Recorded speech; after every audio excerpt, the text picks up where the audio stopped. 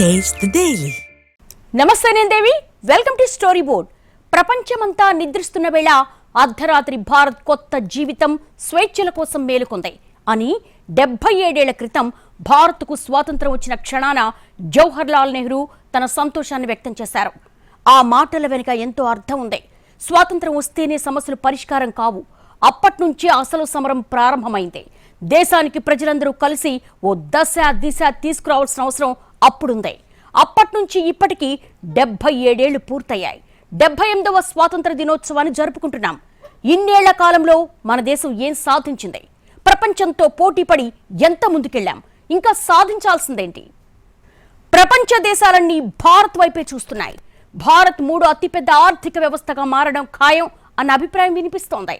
ప్రపంచం ఏఐ రంగంలోకి పరుగులు పెడుతున్న వేళ ఆర్టిఫిషియల్ ఇంటెలిజెన్స్ లో భారత్ అద్భుతాలు సృష్టించబోతోందని నిపుణులు అంటున్నారు. ఇప్పటికే ఐటీలో భారత్ అగ్రగామిగా ఉంది. మేక్ ఇన్ ఇండియా, ఆత్మ నిర్భర్ వంటి ఫలితాలు దేశమంతా కనిపిస్తున్నాయి. 2 శతాబ్దాల బానిసత్వం, త్యాగధనుల పోరు ఫలితం, స్వేచ్ఛా గీతికతో మువ్వన్నెల స్వాతంత్ర భారతం. 200 సంవత్సరాలు భారత్ను తమ కబంధ హస్తాల్లో బిగించిన ఆంగ్ల పాలకుల్ని తరిమేయడానికి చిన్నా పెద్ద తేడా లేకుండా ప్రతి పౌరుడు ఓ యోధుడయ్యాడు. స్వాతంత్ర సంగ్రామంలో సామాన్యుడు సైతం దేశం కోసం సర్వం త్యాగం చేశాడు. జెండా పట్టుకుని భరతమాత దాస్య శృంఖలాలు తెంచేందుకు వజ్రాయుధమే అయ్యాడు. అలా అందరి రక్తం, కష్టం, త్యాగం సమ్మిళితంగా మన చేతికందిన స్వాతంత్రానికి 78వ ఏడు వచ్చేసింది. ఏం సాధించామన్న విషయాన్ని ఆత్మపరిశీలన చేసుకోవడానికి, సాధించాల్సిందేమిటని నిర్ధారించుకోవడానికి ఇది అరుదైన అవకాశం. 77 ఏళ్ల కిందటి ప్రజల జీవన ప్రమాణాలతో పోలిస్తే ఇప్పుడు దేశం ఎంతో పురోగమించింది. మన పూర్వీకుల వరకు ఇందుకు ఈనాటి యువత తల్లిదండ్రుల్ని అడిగితేనే తాము ఎలాంటి మౌలిక వస్తువులు లేని పరిస్థితుల్లో పెరిగామో చెబుతారు. ఓ 25 ఏళ్ల క్రితం వరకు సగం జనాభాకు కరెంట్ అంటే తెలియదు, ఇంటర్నెట్ అనే పదం కూడా తెలియదు. ఇక రోడ్లు, మంచినీళ్లు, గ్యాస్ వంటి సౌకర్యాల గురించి ఎంత తక్కువ చెప్పుకుంటే అంత మంచిది. అలాంటి పరిస్థితుల్ని, ప్రస్తుత పరిస్థితుల్ని పోల్చి చూసుకుంటే దేశం ఎంతో పురోగమించిందని అర్థం చేసుకోవచ్చు. దేశంలో కరెంటు అందని గ్రామం లేదని కేంద్రం ప్రకటించింది. చిట్ట చివరి గ్రామానికి విద్యుత్ వెలుగులు అందించామని తెలిపింది. ఇక విద్య, వైద్య సౌకర్యాలు ఎంతో మెరుగుపడ్డాయి. అందరికీ సరిపడా అందుతున్నాయా అంటే సంతృప్తికరమని చెప్పలేం. కానీ నిన్నటి కంటే ఈ రోజు మెరుగు అని మాత్రం చెప్పగలిగే స్థితిలో భారత్ ముందడుగు వేసిందని చెప్పుకోవచ్చు. ఒకప్పుడు ఒక ఫోన్ కనెక్షన్ కోసం ఎంపీల చుట్టూ ఎలా లైన్లు కట్టేవారో, గ్యాస్ సిలిండర్ కనెక్షన్ కోసం నెలల తరబడి ఎలా వేచి చూసేవారో, అయిన వారితో మాట్లాడడం కోసం పబ్లిక్ బూత్ దగ్గర ఎలా గంటల కొద్దీ వేచి ఉండేవారో చాలా మంది తమ రాతల్లో చెబుతున్నారు. 90ల తర్వాత పుట్టిన తరాలకు తెలియకపోవచ్చు, కానీ పాత తరాలకు ఇది అనుభవమే. స్కూటర్ కొనాలన్నా ఏళ్ల తరబడి వేచి చూడాల్సిన స్థితి నుంచి ఇవాళ ఎక్కడిదాకా ప్రయాణించామో చూస్తున్నాం. అవన్నీ కనిపించే నిజాలే. టెక్నాలజీ వినియోగం, సప్లై సైడ్ తీసుకున్న మార్పులు, లైసెన్సింగ్ విధానంలో మార్పులు ప్రధానంగా పనిచేశాయి. సేవా రంగంలో అనేక రోజువారీ పనుల్లో వ్యక్తిగత వివక్షను చాలా వరకు తొలగించగలిగారు. అది మధ్యతరగతి రోజువారీ జీవనాన్ని చాలా వరకు సులభతరం చేస్తుంది. స్వాతంత్ర్యం వచ్చిన 78 ఏళ్లకు కూడా భారత్ను అభివృద్ధి చెందుతున్న దేశంగానే చెబుతున్నారు. దేశ జనాభాలో ఇప్పటికీ సగం మందికి పైగా పేదరికంలోనే ఉన్నారు. అత్యంత వేగంగా అభివృద్ధి చెందుతున్న ఆర్థిక వ్యవస్థగా పేరొందిన భారత్లో ఇంతమంది పేదలు ఉండడం ఖచ్చితంగా వైఫల్యమే. ధనవంతులు మరింత ధనవంతులవుతున్నారు, కానీ పేదలు మాత్రం పైకి రావడం లేదు. పేదరికం తగ్గిపోయిందని ప్రభుత్వం లెక్కలు చెబుతూ ఉండవచ్చు, కానీ ప్రభుత్వం నిర్దేశించుకున్న మొత్తం కన్నా ఒక్క పైసా సంపాదించుకున్న వాళ్లు పేదలు కాదంటం మనల్ని మనం మోసం చేసుకోవడమే. దేశంలో విద్య, వైద్యం అందని వారంతా పేదలుగానే భావించాల్సి ఉంటుంది. కరోనా మహమ్మారి సమయంలో ఆ వైరస్ బారిన పడి ఎంతమంది, ఎన్ని లక్షల కుటుంబాలు అప్పుల పాలయ్యాయో ప్రత్యేకంగా చెప్పాల్సిన పనిలేదు. ధనిక, పేద అనే తేడా లేదు. అందరూ ఆస్తులు కోల్పోయారు, అప్పుల పాలయ్యారు. కేవలం రేషన్ కార్డున్నవారే పేదవాళ్లు, మిగతా వాళ్లెవరూ కాదు అనడం ఎంత మూర్ఖత్వమో ప్రభుత్వాలు కూడా అర్థం చేసుకున్న రోజునే నిజమైన పేదరిక నిర్మూలనకు బీజాలు పడతాయి. ఈ 77 ఏళ్ల భారతావనిలో ప్రభుత్వాలు అంత విశాలంగా ఆలోచించకపోవడమే ఇప్పటివరకు చోటు చేసుకున్న విషాదం. భారత్ 1994 నుంచి 2011 మధ్యలో వేగంగా దారిద్ర్యాన్ని తగ్గించగలిగింది. ఈ మధ్యకాలంలో దారిద్ర్యాన్ని 45% నుంచి 21.9% తగ్గించగలిగింది. సంఖ్యరీత్యా చూస్తే 13 కోట్ల మందికి పైగా ప్రజలను దుర్భర దారిద్ర్యం నుంచి విముక్తి చేసింది. 2011 తర్వాత భారత్ అధికారికంగా గణాంకాలు విడుదల చేయలేదు. సర్వే చేశారు గాని నివేదిక విడుదల చేయకుండా ఆపేశారు. వరల్డ్ బ్యాంక్ అధ్యయనాల ప్రకారం 2019 నాటికి దుర్భర దారిద్ర్యం 10.2% తగ్గింది. ఇందులోనూ గ్రామీణ ప్రాంతాలు, పట్టణ ప్రాంతాల కంటే మెరుగైన పురోగతి కనపరిచాయి. 2019 తర్వాతి గణాంకాలు ఇంకా రావాల్సి ఉంది.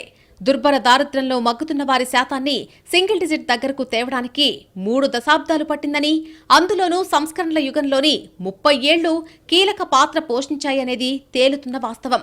30 ఏళ్ల క్రితం దేశంలో దాదాపు సగభాగం అంటే 45% దారిద్ర్య రేఖకు దిగువన ఉంటే ఇవాళ 100కి 10 మంది దారిద్ర్యంతో అలమటిస్తున్నారు. ఇది చెప్పుకోదగిన మార్పే. గరీబీ హఠావో అన్న నినాదాన్ని ఆచరణ రూపంలోకి తీసుకురావడంలో ఈ 3 దశాబ్దాల్లో విశేషమైన పురోగతి ఉంది. అదే సమయంలో సంస్కరణలు ఆరంభమైన ఈ 3 దశాబ్దాల్లో అసమానతలు విపరీతంగా పెరిగిపోయాయి. బిలియనీర్ల సంపద అమాంతంగా పెరుగుతూ వచ్చింది. జాతీయ సంపదలో దిగువన ఉన్న వారి సంపద పడిపోతూ వస్తోంది. 90ల్లో ఫోర్బ్స్ అంతర్జాతీయ సంపన్నుల జాబితాలో భారత్ నుంచి ఒక్క పేరు కూడా లేదు. కానీ దేశంలో ఇవాళ 166 మంది బిలియనీర్లున్నారు. 2000 సంవత్సరంలో 9 మంది ఉంటే 2017 నాటికి ఆ సంఖ్య 119కి పెరిగింది. 2022 నాటికి బిలియనీర్ల సంఖ్య 166కు చేరింది. రష్యా తర్వాత ఎక్కువ మంది బిలియనీర్స్ ఉన్నది ఇండియాలోనే. ఆక్స్ఫామ్ 2017లో విడుదల చేసిన ఒక నివేదిక ప్రకారం 77% జాతీయ సంపద పైనున్న 10% చేతిలో కేంద్రీకృతమే ఉంది. టాప్ 1% చేతిలోనే 58% సంపద ఉంది. ఆదాయాన్ని తీసుకుంటే 1990లో పైనున్న 10% జాతీయ ఆదాయంలో 34.4% పొందితే కిందనున్న 50% 20.3తో సరిపెట్టుకునేవారు. అదే 2018కి వచ్చేసరికి పైనున్న 10% వారి వాటా 57.1%కి ఎగబాకింది. కిందనున్న 50% వాటా 13.1కి దిగజారింది. 2017 నాటికి 77% జాతీయ సంపద పైనున్న 10% చేతిలో కేంద్రీకృతమై ఉంటే టాప్ 1% చేతిలోనే 58% సంపద పోగుబడి ఉంది. 2021 నాటికి భారత్లోని టాప్ 100 బిలియనీర్ల చేతిలోని సంపద 57.3 లక్షల కోట్లు. కరోనా సంక్షోభంలో భారత బిలియనీర్ల సంపద 23.14 లక్షల కోట్లు పెరిగింది. శతాబ్దానికి 3 వంతులు పైగా గడిచిపోయింది. టెక్నికల్ గా మనం ఎక్కడికో పోయాం. చంద్రుణ్ణి అందుకుంటున్నాం. ఆకాశానికి నిచ్చెనలేస్తున్నాం. ప్రపంచవ్యాప్తంగా భారతీయులు వైద్య రంగంలో సంచలనాలు సృష్టిస్తున్నారు. టెక్నాలజీ రంగంలో భారతీయులే గ్రేట్ అన్న పేరు తెచ్చుకుంటున్నారు. కానీ అదే సమయంలో కాస్త వెనక్కి తిరిగి చూస్తే గురువిందగించ చందం కనిపిస్తోంది. దేశ సమగ్రతను కాపాడుకోవాలన్నా, అభివృద్ధిలో ముందుకు సాగిపోవాలన్నా అది ప్రజల భాగస్వామ్యంతోనే సాధ్యమవుతుంది. కానీ ప్రజలు వదిలించుకోలేని సమస్య కులం, మతం. దేశం తరపున ఎవరైనా ఓ గొప్ప విజయం సాధిస్తే ముందుగా అతని కులమేంటి అని వెదికే వారి సంఖ్య ఇండియాలో చాలా ఎక్కువ. ఓ మతం వారు విజయం సాధిస్తే ఆ మతం కనుక ప్రశంసించేవారు తగ్గిపోతారు. ఇప్పటికీ అలాంటి మనస్తత్వాన్ని వదిలించుకోలేకపోవడం ఖచ్చితంగా వెనుకబాటే. ఆ విషయంలో 77 ఏళ్లలో మనం ఏం సాధించాం అని చూస్తే సాధించింది చాలా స్వల్పం. ఇంకా విశాలం చేసుకోవాల్సిన అభిప్రాయాలు అనంతం ఉన్నాయి. కానీ రాను రాను దేశంలో కులాల పరిస్థితి దుర్భరంగా మారుతోంది. సామాజికంగా, ఆర్థికంగా ఉన్నత స్థాయిలో ఉన్న వర్గాలు సైతం తమకు రిజర్వేషన్లు కావాలని డిమాండ్లు చేస్తున్న పరిస్థితి నెలకొంది. మన దేశం ప్రపంచంలోనే అతిపెద్ద ప్రజాస్వామ్య దేశం. అయితే ఆ ప్రజాస్వామ్య పునాదులు ఈ 77 ఏళ్లలో బలపడ్డాయా, బలహీనపడ్డాయా అని విశ్లేషించుకుంటే రెండోదే నిజమని అంగీకరించక తప్పని పరిస్థితే. ప్రజాస్వామ్యం బలంగా ఉండాలంటే వ్యవస్థలన్నీ సక్రమంగా పనిచేయాలి. కానీ దేశంలో ప్రతి వ్యవస్థ సవాళ్లను ఎదుర్కొంటూనే ఉంది. న్యాయ వ్యవస్థ సహా రాజ్యాంగబద్ధమైన వ్యవస్థలు అన్నీ ఏదో ఒక సందర్భంలో సవాళ్లను ఎదుర్కొంటూనే ఉన్నాయి. దీనికి కారణం రాజకీయ వ్యవస్థే. ప్రజలు ఇచ్చిన అధికారంతో మిగతా వ్యవస్థలను అదుపు చేయాలని రాజకీయ వ్యవస్థ అంతకంతకు భావిస్తూ పోతూ ఉండడమే సమస్యలకు మూలమవుతోంది. అదే ప్రజాస్వామ్యానికి పెను సవాలుగా మారే అవకాశం కనిపిస్తోంది. రాబోయే రోజుల్లో భారత ప్రజాస్వామ్యం ఎదుర్కొనే అతి క్లిష్టమైన సమస్య కూడా ఇదే కావచ్చు. సమస్యలంటూ లేని మనిషి ఎలా ఉండడో అలాగే సమస్య అంటూ లేని దేశం కూడా ఉండదు. ఆ సమస్యలను ఎంత పకడ్బందీగా అధిగమిస్తారో, ప్రజలు ఎంత వివేకంగా ఉంటారో, వాళ్లని పాలించే వాళ్లు దేశం పట్ల ఎంత నిబద్ధతగా ఉంటారో అన్న దానిపైనే దేశం పురోభివృద్ధి ఆధారపడి ఉంటుంది. ఈ విషయంలో భారత్కు అన్ని మంచి సూచనలే ఉండాలని ప్రతి భారతీయుడు కోరుకుంటున్నారు. విదేశీ పాలకుల నుంచి విముక్తి పొందిన మన దేశం ఎన్నో విజయాలు సొంతం చేసుకుంది. స్వాతంత్ర్యం పొందినప్పటి నుంచి అభివృద్ధి పదంలో పరుగులు తీస్తోంది. అనేక అంశాల్లో భారతీయుల జీవన ప్రమాణాలు మెరుగయ్యాయి. అయితే సాధించింది కొంతేనని, సాధించాల్సింది చాలా ఉందన్న అభిప్రాయాలు లేకపోలేదు. 70 ఏళ్ల స్వతంత్ర భారతం చాలా రంగాల్లో ఎదిగింది. కానీ ఎదగడానికి అవకాశం ఉన్నంతగా ఎదగలేదు అనేది నిపుణుల మాట. చాలా రంగాల్లో అవకాశాలున్నా మనం కొన్ని రంగాల్లోనే పురోగమించాం. అసలు కొన్ని రంగాల్లో ఇంకా తొలి అడుగులే వేస్తున్నాం. ఇస్రో, రక్షణ, ఐటీ పరంగా చాలా ముందున్న ఆర్థిక వ్యవస్థలో అసమానతలు, విద్య, వైద్య ప్రమాణాల విషయంలో అనుకున్నంత పురోగతి కనిపించడం లేదు. అలాగని మన దేశానికి సామర్థ్యం లేదని కాదు.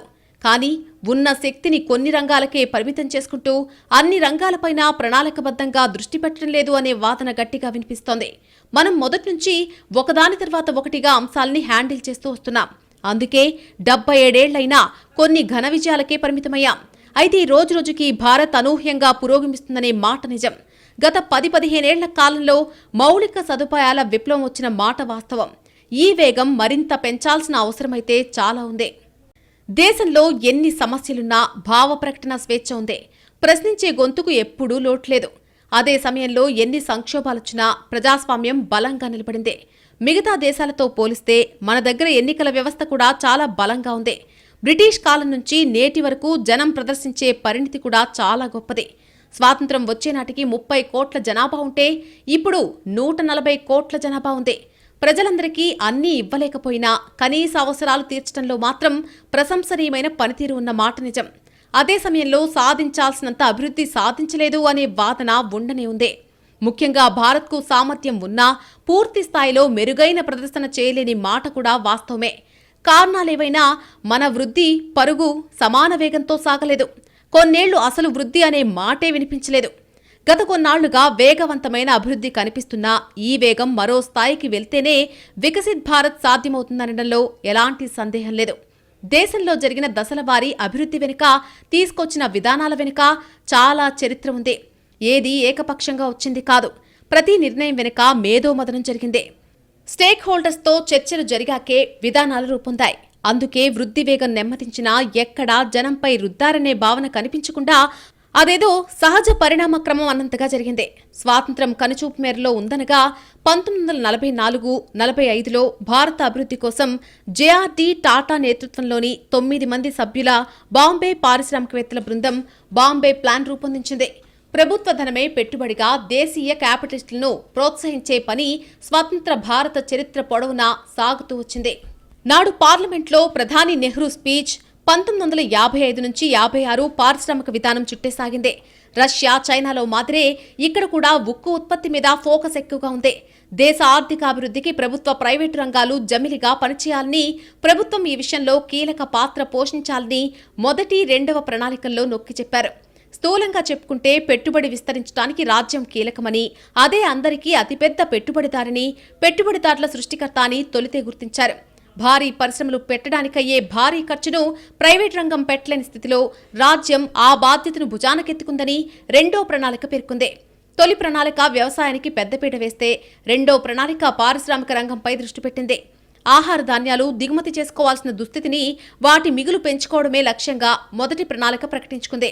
ఆ మిగులు కొత్త పరిశ్రమదారులను సృష్టిస్తుందని, కొత్త పెట్టుబడిని సృష్టిస్తుందని ప్రపంచవ్యాప్తంగా పరిణామాలు తెలుపుతున్నాయి. భారత్లో అదే జరిగింది. భారత్ 80ల కల్లా ఆహార ధాన్యాల కొరతను అధిగమించింది. ఇవాళ ఎగుమతిదారుగా అవతరించింది. ఈ పరిణామంలో హరిత విప్లవం కీలక పాత్ర పోషించింది. అందులో కొన్ని వ్యవసాయ కులాల నుంచి ప్రధానంగా పెట్టుబడిదారులు అవతరించారు. ఈ అభివృద్ధి కొన్ని కులాల్లోని వారికి ఎక్కువ సంపదను పంచిపెట్టేదిగా ఉంది. ఇక్కడ సామాజిక అసమానత ఉంది.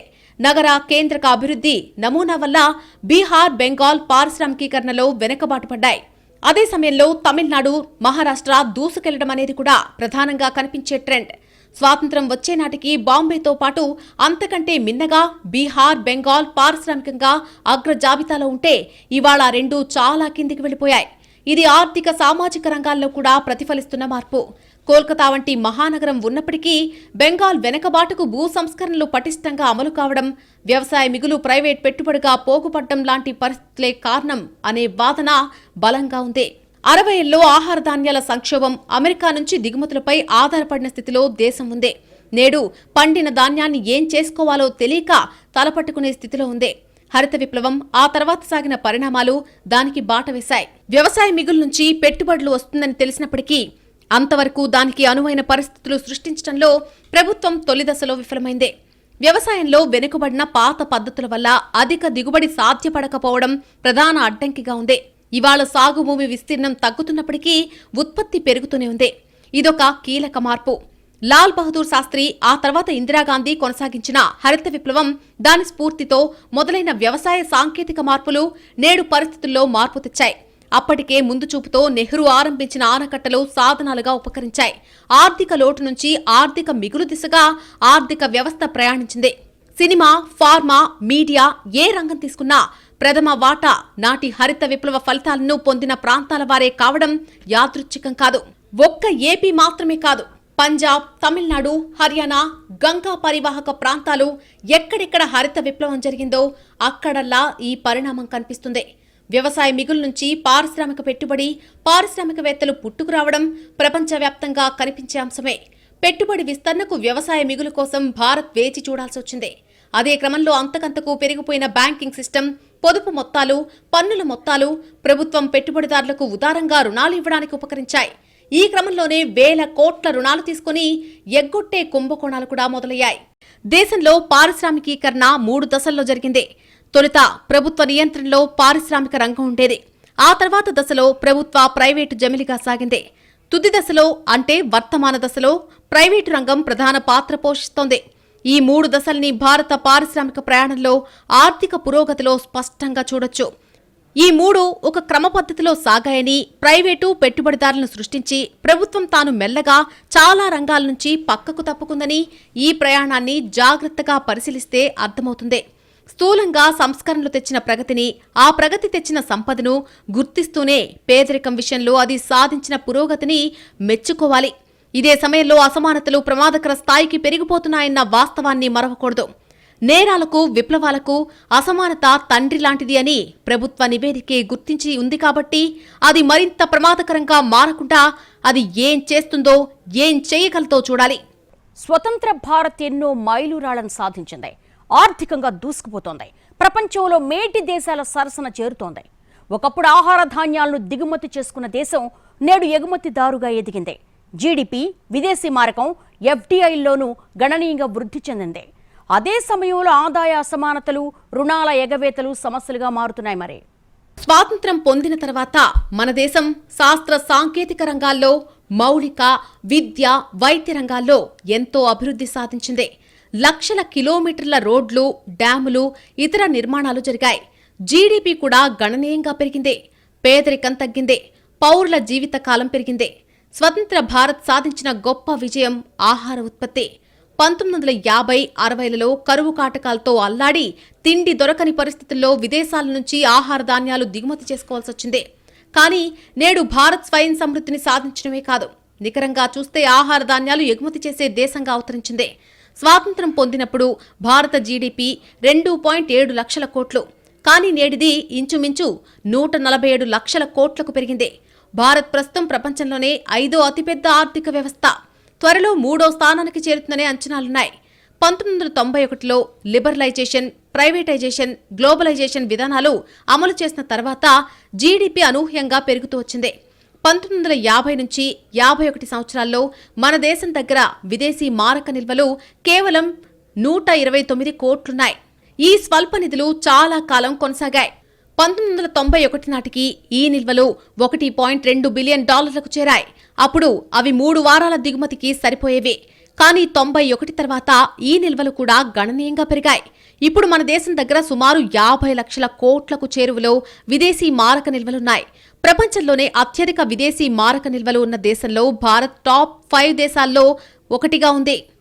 స్వాతంత్రానికి ముందే భారత్లో రైల్వే మార్గాలు సుదూరాలకు వ్యాపించి ఉన్నాయి. కానీ అనంతర కాలంలో భారత్లోని దాదాపు కీలక ప్రాంతాలన్నిటికీ రైల్వే కిందకొచ్చాయి. ఈ క్రమంలో సుమారు 14,000 కిలోమీటర్ల రైల్వే లైన్లు వేసినట్టు కొన్ని అంచనాలున్నాయి. వీటికి తోడు రైల్వే లైన్లు విద్యుదీకరణ చెందాయి. అలాగే 1950 కాలానికి భారత్లో 4 లక్షల కిలోమీటర్ల రోడ్లున్నాయి. కానీ ఈ 75 ఏళ్లలో ఊహించిన స్థాయిలో రోడ్ల నిర్మాణం జరిగింది. ఇప్పుడు మన దేశంలో సుమారు 64 లక్షల కిలోమీటర్లకు పైగా రోడ్లున్నాయి. ఈ అంశంలో ప్రపంచంలో 2వ అతిపెద్ద దేశంగా నిలిచింది. 1948లో ప్రత్యక్ష విదేశీ పెట్టుబడులు 256 కోట్లు. కానీ 91లో లిబరలైజేషన్ తర్వాత ఎఫ్డీఐలు భారీగా పెరిగాయి. 2020-21లో భారత్ 81.2 బిలియన్ అమెరికన్ డాలర్ల ప్రత్యక్ష విదేశీ పెట్టుబడులను మన దేశం స్వీకరించింది. అభివృద్ధికి ఇంధనం వంటి విద్యుత్ 1950లో కేవలం 3061 గ్రామాలకే పరిమితమైంది. 2018 కల్లా విద్యుత్ మన దేశంలోని ప్రతి గ్రామానికి చేరింది. ఒక గ్రామంలో 10% కుటుంబాలకు విద్యుత్ సేవలు అందితే ఆ గ్రామానికి విద్యుత్ చేరిందనే నిబంధన ప్రకారం అన్ని గ్రామాలకు విద్యుత్ చేరినట్టు 2018లో ప్రభుత్వం ప్రకటించింది. ఈ అభివృద్ధి ఫలితాలతో మన దేశంలో జీవితకాలం పెరిగింది. 32 ఏళ్ల నుంచి 66 ఏళ్లకు పైగా పెరిగింది. శిశు మరణాల రేటు ప్రతి 1000 మందికి 47.57కు తగ్గింది. అక్షరాస్యతా శాతం 12% నుంచి 75%కి చేరువైంది. భారతదేశ అభివృద్ధిలో విద్య కీలక పాత్ర పోషించిందనే చెప్పాలి. ఇదే విద్యను కీలకంగానూ మార్చింది. విద్యా హక్కు చట్టం 2010 ద్వారా అందరికీ ఉచిత, నిర్బంధ, ప్రాథమిక విద్యను అందిస్తున్నారు. విద్యను పొందడం ప్రతి ఒక్కరి హక్కుగా ఈ చట్టం ధృవీకరిస్తుంది. స్వాతంత్రానంతరం చరిత్ర పునరావృతం కాకుండా భారత్ తన రక్షణ వ్యవస్థను బలోపేతం చేసింది. 1954లో భారతదేశం అటామిక్ ఎనర్జీ ప్రోగ్రాంను ప్రారంభించింది. అలా చేసిన మొదటి దేశంగా భారత్ అవతరించింది. 1974లో భారతదేశం తన మొదటి అణుపరీక్ష స్మైలింగ్ బుద్ధాను నిర్వహించి 5 అణుశక్తి దేశాల జాబితాలో చోటు సంపాదించుకుంది. ఇది 47 నుండి భారతదేశం సాధించిన అతిపెద్ద విజయాల్లో ఒకటి. ప్రపంచంలోనే అతిపెద్ద రవాణా వ్యవస్థ కలిగిన దేశంగా భారత్ నిలిచింది. రోడ్డు సదుపాయాలతో పాటు రైల్వే లైన్లు, విమానయానం, నౌకాయానం ఇలా అన్నింటిలోనూ ప్రపంచ అగ్రదేశాలతో సమానంగా నిలుస్తోంది. వైద్య సేవల్లో ప్రపంచమే ఆశ్చర్యపోయే స్థాయికి భారత్ చేరింది. భారత్కు చెందిన అనేక మెడిసిన్ కంపెనీలు ప్రపంచ దేశాల్లో సేవలందిస్తున్నాయి. కొన్ని వ్యాధులకు ఇండియాలోనే మెడిసిన్ కనిపెట్టడం జరిగింది. కరోనా మహమ్మారి విధ్వంసం సృష్టించిన సమయంలో భారత శాస్త్రవేత్తలు అమోఘమైన కృషితో వ్యాక్సిన్ కనిపెట్టారు. ఆర్థికపరమైన అంశాల్లో భారత్ శరవేగంగా అభివృద్ధి సాధిస్తోంది.